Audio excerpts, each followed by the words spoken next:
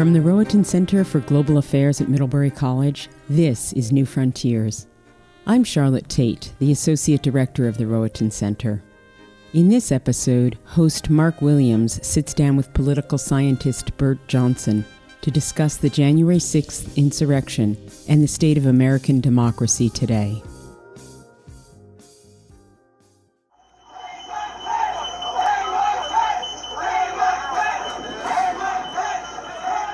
My first reaction, like a lot of people, was one of anger. When I lived in Washington, I felt like every time I walked past the Capitol or the White House or the Supreme Court building, it was a great privilege to see these monuments to democracy that people all over the world don't get to see every day. And to see that invaded by this force was deeply upsetting.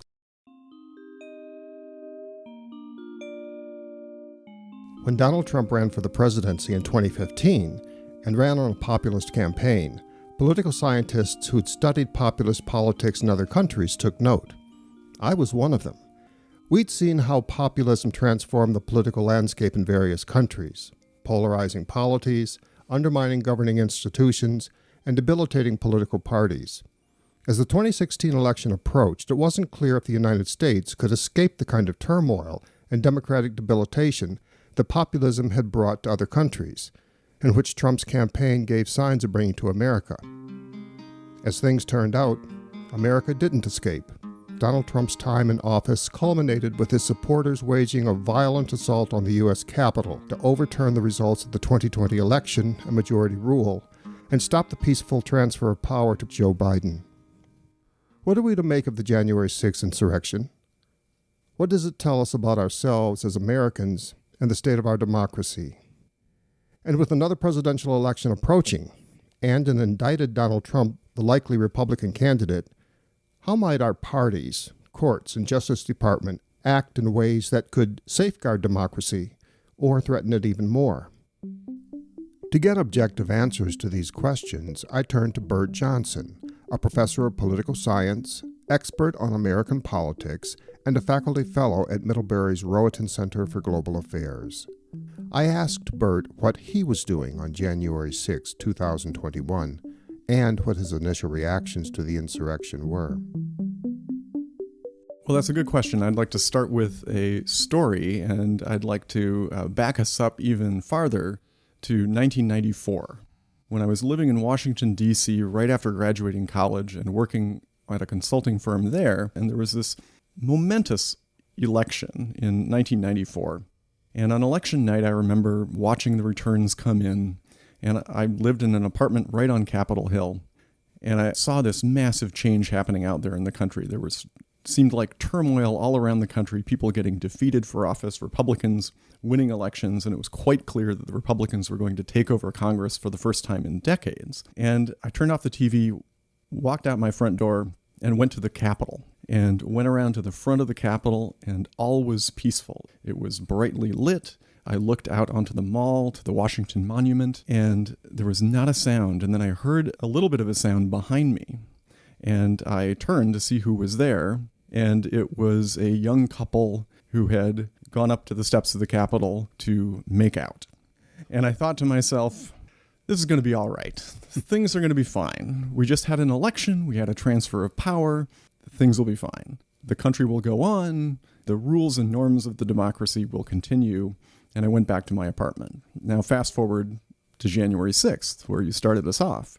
And I couldn't help, as I watched from Burlington, Vermont, in my house, those people storming up the very steps that I was sitting on that night in 1994 to engage in this violent insurrection. And at that time, of course, I, like everybody else, thought, what in the world has happened here? And particularly, what changed between that night in 1994 and that day in 2021? And that's what we're puzzling over. At that time, as you watched it unfold, how did you process what you were witnessing? How did you make sense of what was happening at that point? Well, I think my first reaction, like a lot of people, was one of anger. And to see that was deeply upsetting. So that was my initial reaction. I think it took me a little while to get back into the shoes of a scholar, to think about it in terms of, okay, well, what are the precursors, the causes, and what are going to be the consequences of this momentous event? So I felt a very personal connection. and was horrified to see what was taking place. Now, as a student of American politics, would this kind of uprising against democracy in the United States have surprised the Burt Johnson of 2016, 2017? Or was it something that Burt Johnson could have foreseen happening in the U.S.? There's sort of two ways to answer that question. One is, if I think back to the election of 2016, there had been violent rhetoric in the part of the campaign. There had been rallies where Trump had essentially called upon his supporters to eject people violently. What did surprise me in 2021 was how kind of a wink and a nod at election rallies in 2015 and 2016 turned into essentially a full-throated call by Donald Trump to march over to the Capitol and show them who's boss, essentially. I think that sort of overt effort by the part of the President of the United States to overturn an election, that's really surprising to me. And I would say also that it is surprising to me that the Capitol was capable of being breached by a crowd of 2,000. Well, what do you take away from the insurrection? What do you take away first as an American? And then what do you take away as a political scientist? Are the takeaways different depending on which hat you're wearing? Well, I think as an American, one has to react emotionally to some of these things. And as a scholar, we try to react impassively. So I guess there is a bit of a difference there. One thing to remember is that the vast majority of Americans, whether they were Republicans or Democrats, were not engaging in lawless violence that day. And I think that's important to remember, especially for people who want to blame Republicans or Donald Trump or whoever. It's not all Republicans. But as a political scientist, I think one thing that concerns me is not only when there is violence like that, but when that violence is condoned and tolerated by leaders who are willing to say, well, it wasn't that bad. That, I think, is a perilous step for a democracy.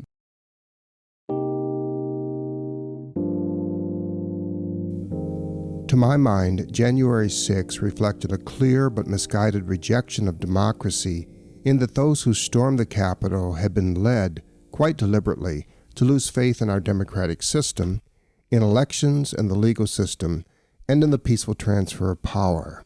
For me, what January 6 clearly showed was that even here in the U.S., democracy was fragile.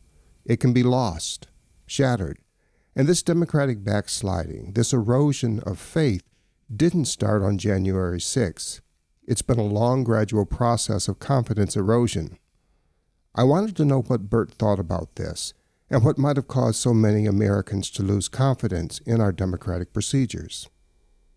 So that's a good question, because a lot of people who study American politics have long viewed America as exceptional for a lot of reasons. We've had institutions, for example, that have been in place for hundreds of years and seem not to have changed that much relative to institutions of other countries. So that might make us feel less vulnerable to institutional change. But you're also right to suggest that these changes have been a long time coming. Particularly, there's been a decline in trust in government, and that decline in trust in government has actually broadened to a decline in trust of large major institutions in this country that started in the 1970s and just has continued trending downward ever since. So that's fertile ground for populists who want to blame somebody for things that are going wrong. So that is one element that has contributed to the rise of populism and the skepticism about democratic institutions. What about parallels, if there are any, between the United States and threats to democracy here versus threats to democracy in other contexts? I think I see a lot of parallels. And one of the things that people who study comparative politics are debating, as you know, is what causes the democratic backsliding that we've seen. And the factors that people name, like unscrupulous leaders, like racial and ethnic divisions, like economic inequality. Boy, check, check, check. The United States has all of those things. And my hunch would be it's a lot of these things. They do seem to be happening here as they are elsewhere. Mm-hmm, mm-hmm. I've been struck by something, and that's that as more and more information comes out, it seems clear that the January 6th insurrection was just part of a broader multi-front effort to overturn the 2020 election. There were court challenges that went through legal means. There was pressure put on state election officials. There was pressure put on the vice president. There were calls for states to decertify their own election results after they had been certified. There were efforts to stop counting the Electoral College votes, and of course even the scheme to recruit fake electors to the Electoral College. And all of these actions were aimed to deny majority rule in the presidential election. What do you make of the scope of all of these efforts? I think it is remarkable how many efforts there were and how many different angles the Trump coterie, I don't even want to call them the Trump administration, because of course many in the Trump administration even opposed these efforts. But the Trump group to, as you say, mobilize fake electors, try to convince elected officials at the local level to find votes, and as one Trump phone call put it, it's a shocking amount of activity. But I think the special counsel, in this case, Jack Smith, is wise to focus on the conspiracy, to focus on the fake electors, because in the public mindset, those things are more squarely criminal than a speech which could be classified as free speech. Mm-hmm. Well, let's shift gears a little bit. As of this recording, Special Prosecutor Jack Smith has indicted Donald Trump 3 times on federal charges. First in Florida for the theft of secret, highly classified government documents. Second, in a superseding indictment, again in Florida, classified documents case, alleging obstruction of justice. And finally, on charges of conspiracy to defraud the United States and obstruct an official proceeding, meaning the counting of the Electoral College votes, and to deny Americans their constitutional rights, meaning the right to have their votes that were cast actually counted. Now, this third indictment was levied in Washington, and it's related to the January 6th insurrection and other efforts to overthrow and annul the election. Do you have any thoughts on the indictments as they stand? Not as they relate to party politics per se, but as the indictments might relate to American democracy. This calls to mind a survey I took a few months ago from an organization called Bright Line Watch. This is an organization that focuses on potential democratic backsliding in the United States, and they periodically survey who they call experts, political scientists and observers of politics about various issues. And one of the surveys asked experts, point blank, do you think Trump committed crimes in the documents case? Do you think he committed crimes in the January 6th case? And then in a separate set of questions, they asked, do you think Trump should be charged? And do you think charging Trump in these cases would be a threat to democracy? And it occurs to me that it is possible to answer yes to all those questions. It is possible that, yes, Trump committed crimes. Yes, he should be indicted. And yes, a charge and a trial could represent a threat to democracy, because I think it could cause serious instability. We will see going forward what results from this. But storm clouds are looming on the horizon when the person who looks likely to be the Republican nominee for president is under indictment and is running a campaign where he's trying to tear down the institutions that he sees as arrayed against him, and that I would say his followers also see as arrayed against him and arrayed against them. Institutions that underpin democratic governance in the United States. Absolutely right. Like an independent Justice Department, independent judges, the right of people to have their votes counted. All of these things are quintessential elements of our system. And because he sees them as his enemies, he's willing to tear them down. Mm-hmm. Mm-hmm. Well, I was just going to ask you what we might expect in election season, where one of the candidates from a major party is running as an indicted citizen, perhaps in the midst of a trial even. Right, and I think that could be dangerous. What I think is the best case for democracy is not necessarily that Trump get convicted and thrown into prison. What the best case for democracy is that he be thoroughly discredited. But that's hard to do. And it's not clear that these indictments have moved anybody who is on his side off of his side. I found Bert's assessment both intriguing and alarming. Considering the questions he'd been asked to entertain, did Trump commit crimes? Should he be prosecuted for those crimes? And could prosecuting him threaten U.S. democracy? If it's really possible to answer all these questions affirmatively, was it safer then not to prosecute the former president? Would that alternative be the best way to safeguard our democracy? I put this question back to Bert. The alternative is more dangerous. And that's why I said you can answer yes to all those questions. He should be prosecuted, because if you don't prosecute him, then it's a signal that this is all right. That if you're the president of the United States, then you're above the law. You can do things that other people can't. It's the Nixon argument. That's right. If you're the president, it's not illegal, right? Well, that's not the way America is. That's not the tradition that was established when George Washington stepped down after 2 terms. That's not the law. And that's not the law. We have to reinforce the rule of law applies to everybody, even if they are the former president of the United States. So yes, the alternative is worse, but it puts the Justice Department, Jack Smith, in a very difficult position of having to thread this needle of not saying that this is permitted in the United States, but also trying not to disrupt the electoral system in such a way that democracy is further under threat. Mm-hmm. So I think that this is partly why his indictments read the way they do. I would urge everybody, if they haven't read the indictments, to read those indictments. They are narratives.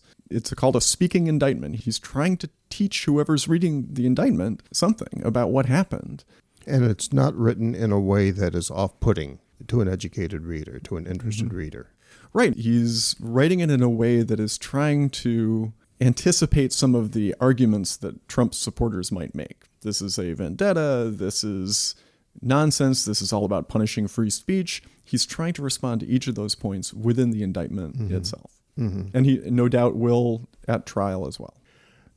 Bert, what do you think it says about the state of American democracy that one of the main political parties might actually nominate and keep supporting a candidate who's charged with and perhaps convicted of committing felonies? That's dangerous.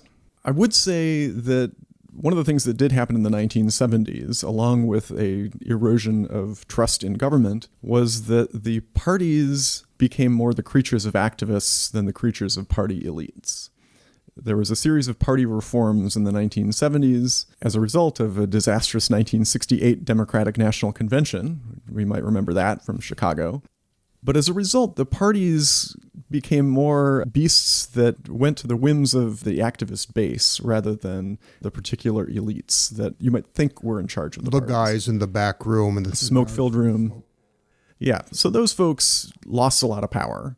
And the people who gained power were the people on the ground, the activists, the passionate people. You're not passionate if you're a moderate, typically.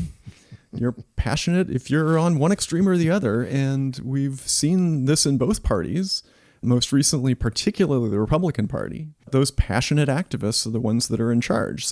The other thing to point out is that there have been, not a lot, but a significant number of respected Republican leaders who have pushed back on Donald Trump and the anti-democratic tendencies that surround him. Liz Cheney, Secretary of State Raffensperger in Georgia, Governor Kemp in Georgia, Governor Ducey in Arizona. Adam Kinzinger. There are people like Governor Phil Scott of Vermont who have repudiated Trump quite directly. And I think it is important to say that there are Republicans out there who are committed to democracy and are doing their best to try to support it. Now, there are also people who don't seem to share those commitments, but I think it would be too broad of a brush to paint the entire party with Trumpism, even though Trumpism has a pretty solid grip on it right now, it looks like. What's happening at the presidential level isn't the only thing that I think has negatively affected U.S. democracy or Americans' faith in our democratic system. There are 2 other things I'd like to get your thoughts on, Bert. One is the Supreme Court, and the other is what's going on at the state and local levels of government. So let's start with the Supreme Court. For some time now, Americans have been, I think, losing confidence in the court for various reasons. And there's been increasing talk on the need to reform the court, either by restructuring it or imposing a code of ethics on the justices, or perhaps both.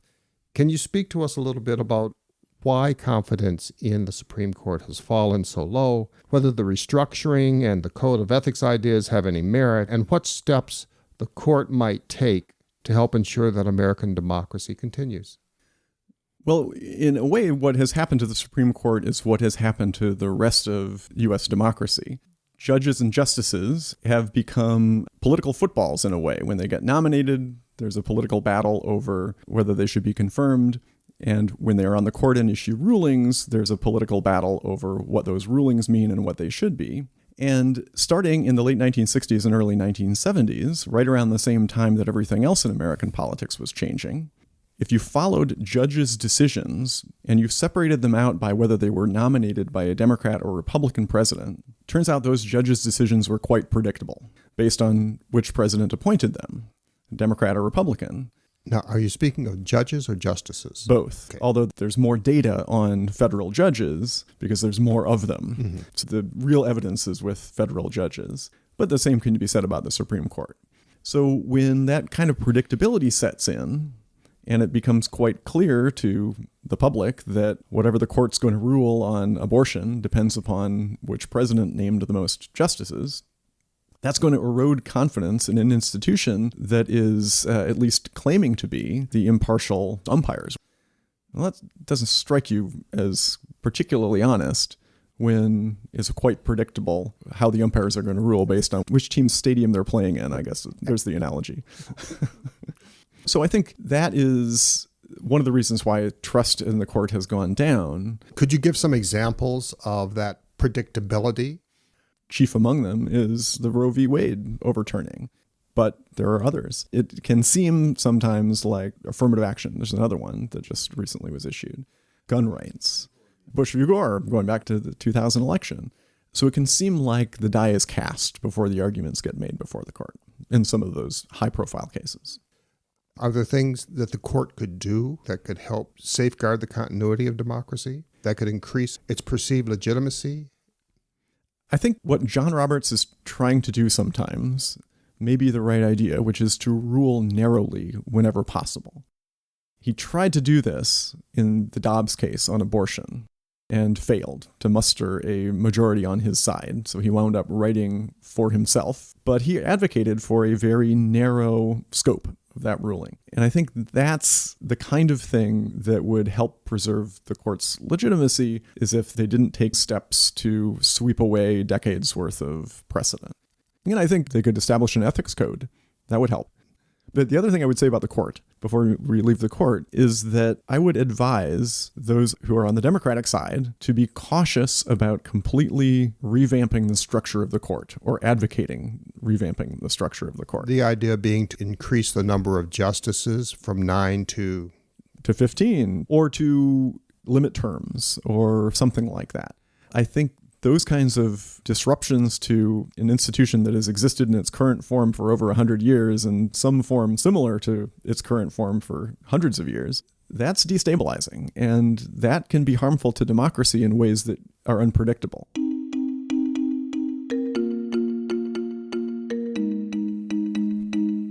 Now, what about the state and local levels of government? If we look at what's going on inside the state governments, do we see any indications of democratic backsliding there? And if so, are these minor instances or are they major ones? I think we definitely see instances of democratic backsliding at the state and local levels. And one of the interesting features of American politics that is not appreciated is the distinction between the way in which institutions can be manipulated at the state and local levels versus the national level. We don't see institutional change very much at the national level. Most of the institutions are in the Constitution, and it's really hard to change the Constitution. But when institutions get easier to change, easier to alter, we see more of that happening to the benefit of whoever happens to hold power. And particularly recently, because Republicans have had solid, sometimes supermajorities in a lot of state legislatures, we've seen that happening in state legislatures.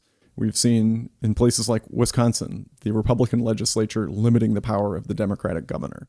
We've seen that happen in North Carolina as well. There are attempts to do it in Arizona now, that there's a Republican legislature and a Democratic governor. And since 2013, when the Supreme Court relaxed the Voting Rights Act, we've seen increasing attempts to limit and constrain voting rights in various states. Voter ID laws, limitations on drop boxes, things like that. Mm-hmm. So these institutional manipulations, they're just easier at the state and local level, and so that's why we see more of them. Mm-hmm. Mm-hmm. And in your opinion, they reflect less enthusiasm for full participatory democracy? I think so. I think the limitations on voting are definitely in that category. I think the limitations on gubernatorial power that seem to only limit Democrats or one side, that's part of it too. One of the things that's been part of the decline in trust over time is that for institutions that are easier to change, sometimes the only thing holding back changes in those institutions are the trust in those institutions and the norms against institutional change. And because of the erosion of that trust and those norms, we're seeing more change than ever at state and local institutions. Yes, and it's a nationwide phenomenon. By that, I mean it's spread across the country in various regions. Right, and you'll see this is another characteristic of the state and local level. An innovation somewhere has the capability of just spreading elsewhere. Yes, there's the copycat effect. And there are interest groups out there that bridge state boundaries and can take a piece of legislation that was introduced in Arizona and say, oh, this worked here, let's go introduce it in Ohio.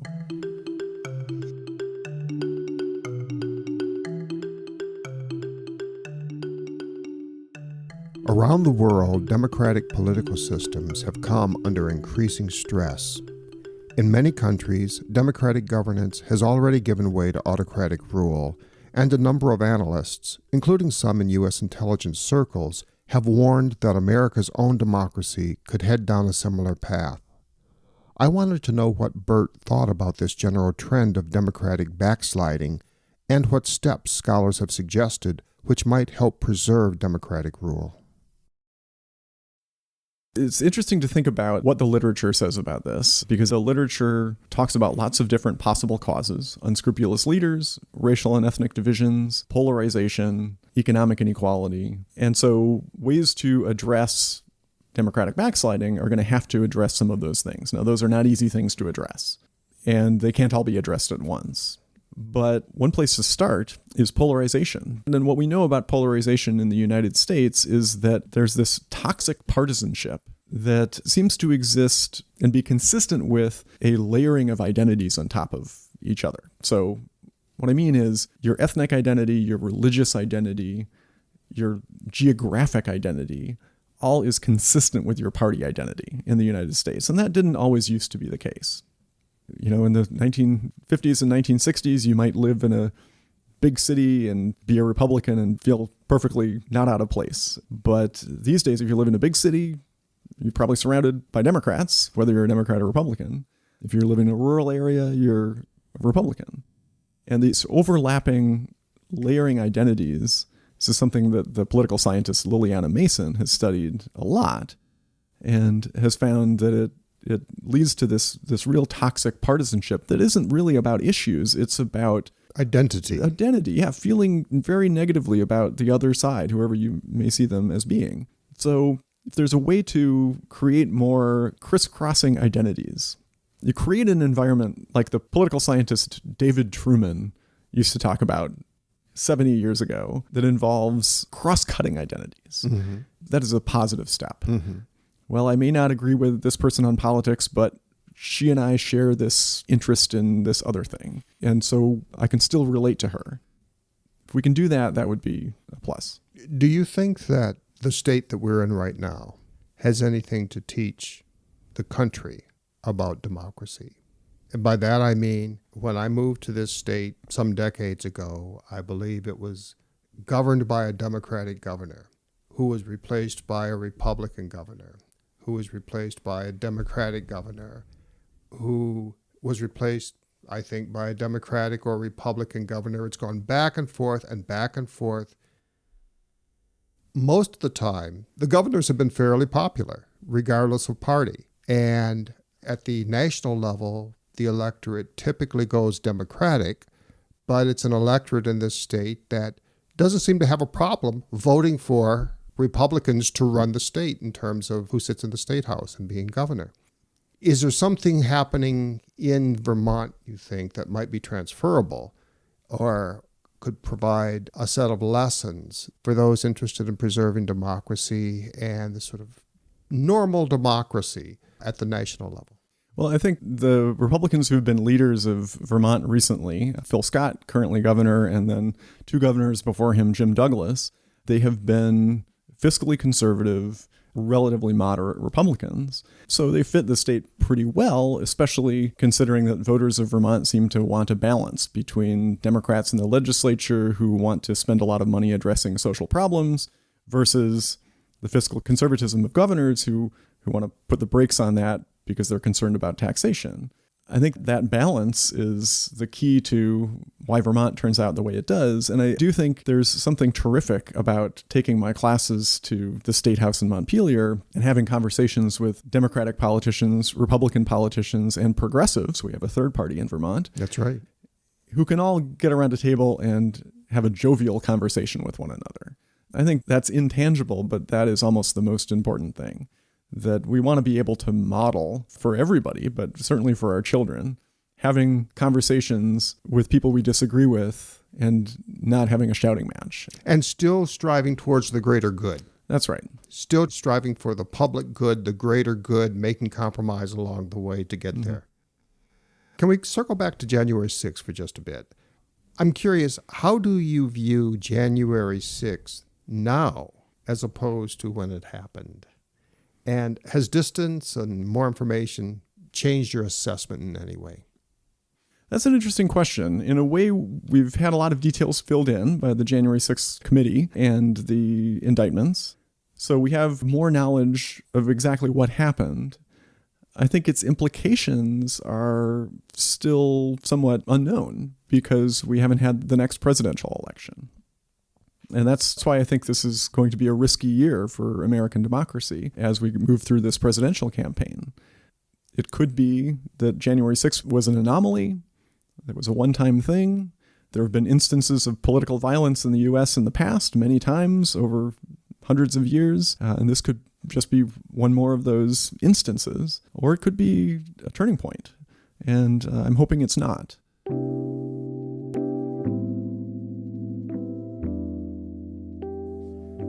A few days ago, I saw the results of a March 2023 Quinnipiac University poll in which 67% of respondents said that they believed American democracy was in danger of collapse, and 48% thought that there could well be another Capitol insurrection in the United States. Response?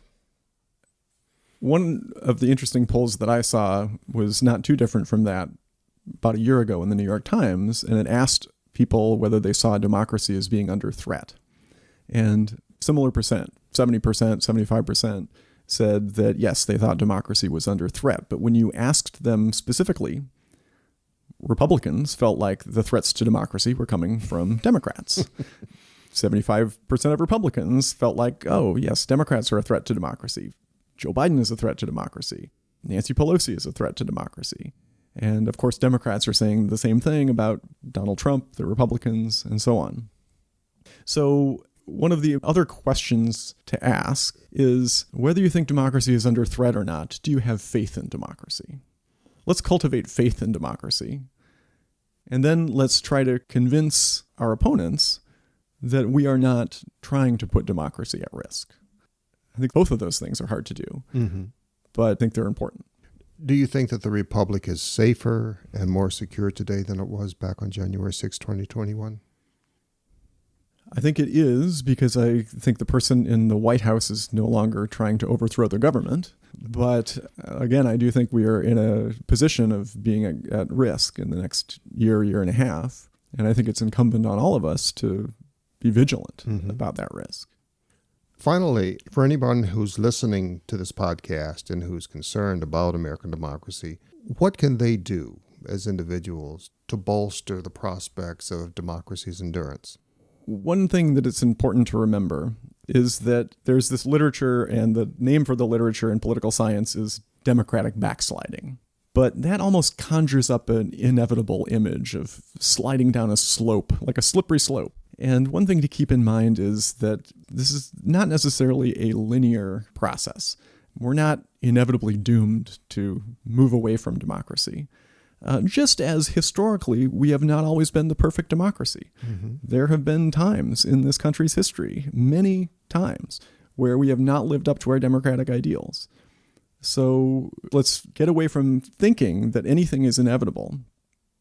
And the other thing to remember is that many times in our history as a country, there have been brave people whose names we don't always know who have stood up and done the right thing. And the right thing could be a small thing, could be contributing in a way, could be building something in your community. Rebuilding that trust that we've lost in the last few decades, I think, is really important, and we all have a role to play in that. Well, this is a very fascinating discussion. Bert Johnson, I'm so happy that you made time to stop and visit with us, and thank you for sharing your thoughts here on New Frontiers. Thanks for having me.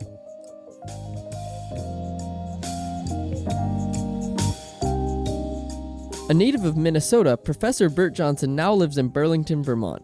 A health enthusiast, he's both a vegetarian and an avid runner. In fact, he enjoys competing in ultra-marathon contests, and just this past summer ran 2 separate 100-mile races, one in Colorado and the other in Finland. Outside of the classroom, students might bump into him hiking the trails, running in the woods, or buying a Diet Coke at the campus convenience store, Mid-Express. This episode of New Frontiers was produced by Margaret Dufour and me, Mark Williams. Our theme music is by Kestra. If you like the show, leave us a rating or review on Spotify, Amazon, Apple Podcasts, or wherever you get your podcasts. This can help others to find us too. We'll be back with another episode of New Frontiers. Thanks a lot.